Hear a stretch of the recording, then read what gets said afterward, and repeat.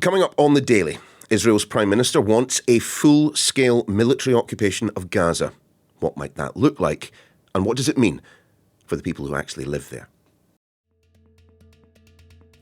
Day after day, Benjamin Netanyahu has been calling for a full-scale military occupation of the Gaza Strip, which is not to say that the Israeli armed forces don't already control most of Gaza.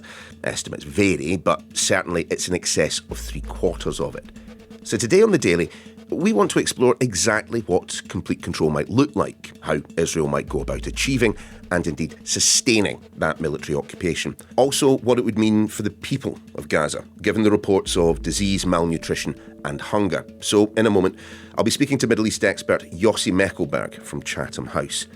But what's it actually like inside Gaza right now? People are physically and mentally exhausted, and every day we face the risk of bombing, displacement, or repeated expulsion and starvation. Ayad Amawi is a Palestinian aid worker living in Gaza. Now, he's in Deir al-Bala, central Gaza, actually the main hub for those humanitarian efforts. Even there, the situation is pretty desperate. We don't know how we are surviving. It feels like a daily miracle. Long lines, mothers crying, children collapsing from hunger and exhaustion. It's something you can never get used to. It breaks your heart every time. If Israeli tightens its military grip even further, daily life will become almost impossible. There is hardly any space for life now. How can people live if even more restrictions, fear, and pressure are imposed? It will crush whatever is left of hope or stability. And also, the aid situation would become catastrophic. Its entry will be even more restricted, possibly blocked or reduced to a trickle. That means more hunger, more diseases, and slow death for thousands of families who already have nothing. It would be systematic, deliberate suffocation of people. Yossi Mekelberg is a Professor of International Relations and a Senior Consulting Fellow for the Middle East and North Africa Programme at Chatham House. Yossi, great to have you with us. Could you just describe what military occupation means in the mind of Benjamin Netanyahu? If the military law is applied and the military is in control of the place and they assess the security situation, it means more troops on the ground, it means checkpoints, it means that the military can enter into almost any house at any time of the day and arrest people with quite dubious legal procedures. People are detained. We see in the case of the West Bank that violence, whether by the militaries, in the case of the West Bank also settler, almost with complete impunity. And in the case of Gaza, maybe rebuilding the settlements there, and then almost the same playbook of the West Bank. So in your mind, Yossi, do you think it would be possible, practically possible, for the Israeli military to occupy the whole of Gaza? Do they have the capacity to do so? I mean, they already occupy most of it. Yeah.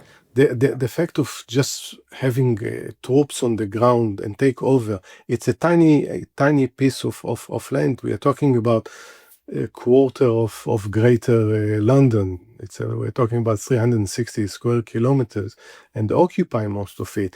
The question of what are the implications of that? It means you need to control the population. If you occupy the place, it means it's your responsibility to look after the well-being of the population. We saw how badly Israel has done with either allowing international agencies to supply humanitarian aid, or in the case they will try with what they call the Gaza Humanitarian Fund. So then it's the complete responsibility of Israel to look after the population.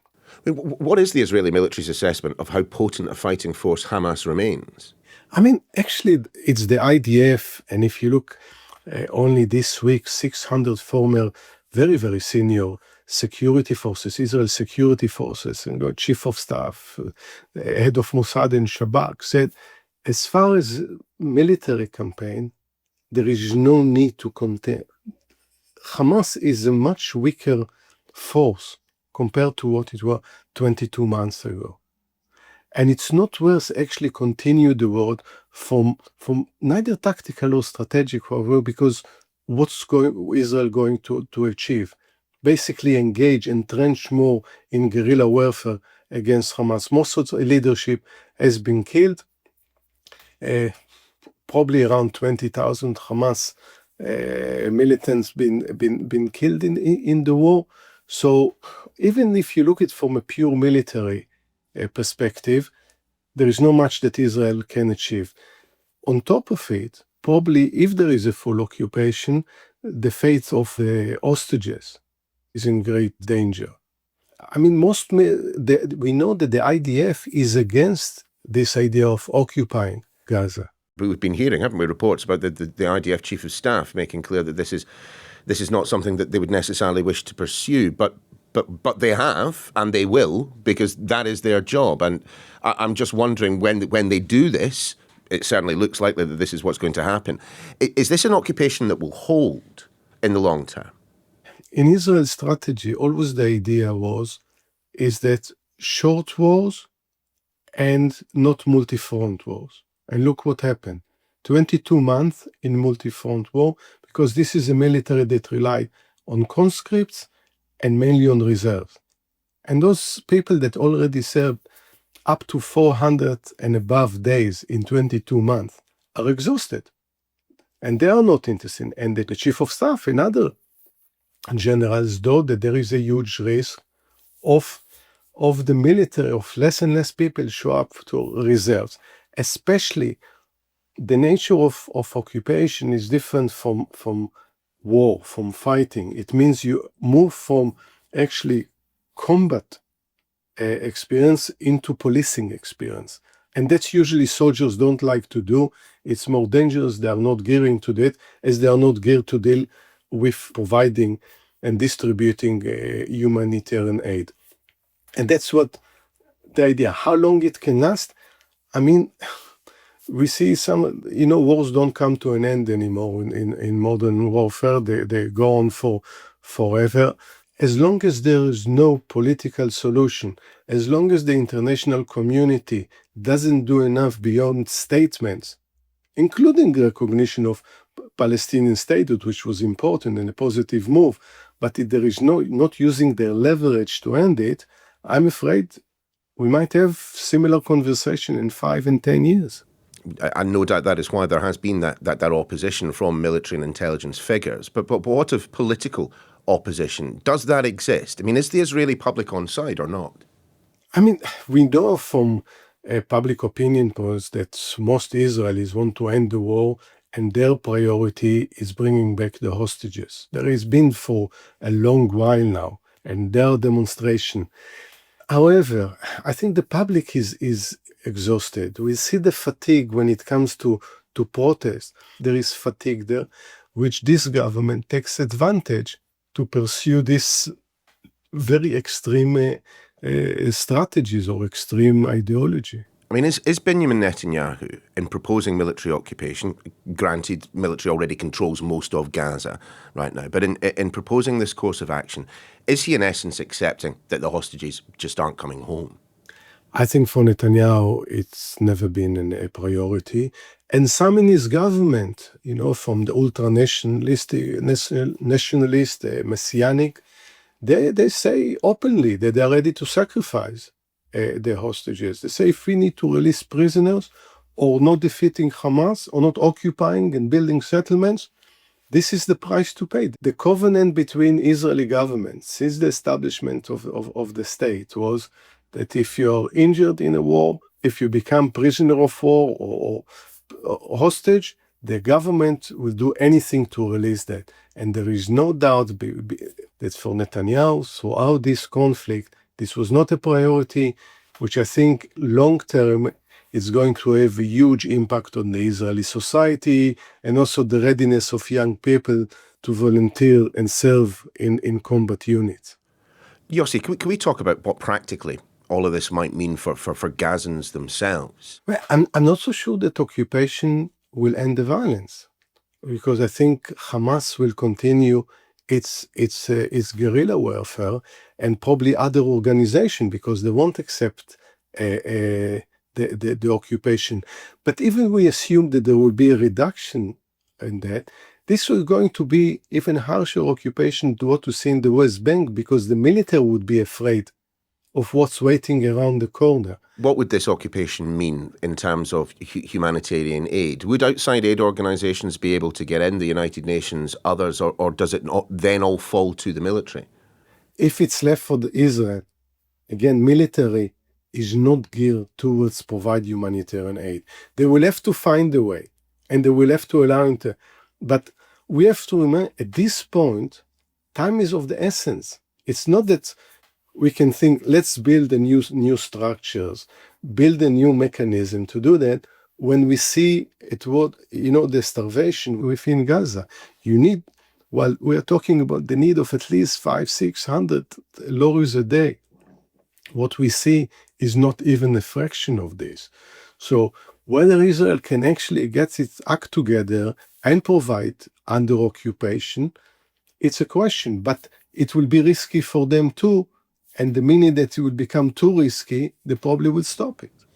Yossi, a number of times during our conversation, my mind has gone to, the situation that the British government was dealing with in Northern Ireland for a long time. And one of the things that we remember from the darkest days of the Troubles was the radicalisation that took place amongst young people who were living in that sort of environment.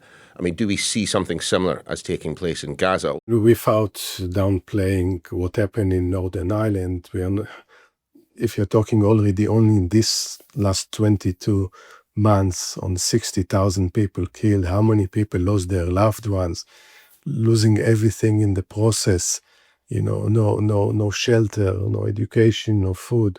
And at the end of the day, and this is the parallels with Northern Ireland, those who stand in the checkpoints are always your enemy. They stop you from going. They represent the country that occupy you. They represent those who stop you from going to medical treatment. They stop you from going to work. They stop you from visiting your family or going to your land to cultivate. They'll always be your enemy. And the more it's entrenched and the more the one side hate more, it's radicalized. How's the rest of the region going to respond to this? I think so far the region has been relatively subdued. And I think the statement by the Arab League last week was an important one, because it talks about the end of the war, talks about the reconstruction of Gaza, and also talk about the disarmament of Hamas, which is, I think it's a breakthrough. So it's actually creating an opportunity for Israel to end the war. If there is an occupation officially, because informally there is already an occupation of most of Gaza, but if the occupation and it looks more and more permanent, I think probably the Arab League would meet again and they will condemn it. I mean, it's often difficult to tell exactly where the White House's attention is these days. But is the United States going to be on side for this or not? It's so difficult to know what White House or specifically President Trump going to say, because we see so many contradictory messages or messaging coming from the White House. And we know, like in the case with the war in Iran, when Trump wanted to bring it to an end, he did it almost instantly. It doesn't seem that he has the same appetite to end the war in Gaza. This will create the opening for the Netanyahu government, the current government, is probably to occupy it. And that's I think in the long term, it's a massive worry. And unless the rest of the international community won't respond to that, but in a strong manner, meaning with using its leverage to stop it, I'm afraid that this might become a reality. Is there an alternative that is palatable to the Israeli Prime Minister, to the Israeli public, to the Israeli military, and indeed to the wider international community, that doesn't involve some state of continuing occupation of Gaza, for the short to medium term at least? I think after 22 months, there is no ideal end to this war. However it ends, the tragedy is for all of us to see. No one comes great out of this war. So there will be a lot of rebuilding. But I think it's the time to end the war. And I think with the United States, the only way is a ceasefire, seeing the hostages returning. It will involve releasing of prisoners. But the worst idea is to enter in another long-term occupation. It's not good for the people of Gaza, but long-term it doesn't serve Israeli interest to be in charge of more than 2 million people that we all know right now hate Israel. It's the idea how you scale it down and eventually live there and allowing international forces, including from the region, ensuring security, creating an alternative governing bodies inside Gaza. But for this, you need to have a strategy beyond the here and there and the survival of the Israeli government. Yossi Mekelberg, thank you so much for your time. Well, for its part, the IDF refuses to accept responsibility for Gaza being on the brink of famine. In an interview with Sky News, IDF spokesman Lieutenant Colonel Nadav Shoshani says the IDF operates, quotes, in accordance with our values, with our procedures and with international law. He also insisted that there is no limit to the aid getting into Gaza. Israel has previously said they are a solution to United Nations aid being stolen by Hamas fighters and that they ensure supplies do reach civilians. That's all for this episode. If you want to hear more on Gaza, why not check out the latest episode of The World with Richard Engel and Yalda Hakim, where Yalda speaks to the author Anshel Pfeffer about what Benjamin Netanyahu might do next. That's available wherever you listen to this podcast. Just search for The World. The Daily's back tomorrow.